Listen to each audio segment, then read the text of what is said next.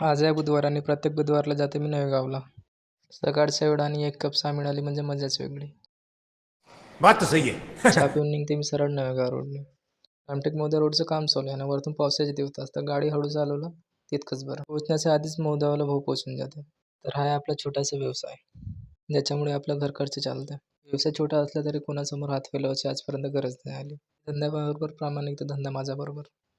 तर नव्या गावामध्ये पोहोचताच आपले गिराईक आपली वाट पाहत राहतात. या भाऊचे मुलं प्रत्येक वेळा आपल्याकडून फिंगर घेऊन जातात. समोर येऊन देते स्टील चिमटे आणि भांड्याचं लिक्विड. या मुलाला देऊन देते खेळणे. एका कापसूलला पाण्यामध्ये टाकल्यानंतर याचे प्राणी तयार होतात. आणि हा आहे हिमांशू नव्या प्रत्येक वेळा आपल्याकडून ब्लिचिंग पावडर घेऊन जातो पण पैसे देत नाही. ताईला देऊन देते डॉक्टर फिनाईल आणि टिफिन बॅग. आजीला पण देऊन देते ब्लिचिंग पावडर आणि निघते समोर. तर हा आपला चालता फिरता धंदा. तर समोर येऊन देऊन देते ह्या मुलीला बॅडमिंटन आणि ताईला डॉक्टर फिनाईल.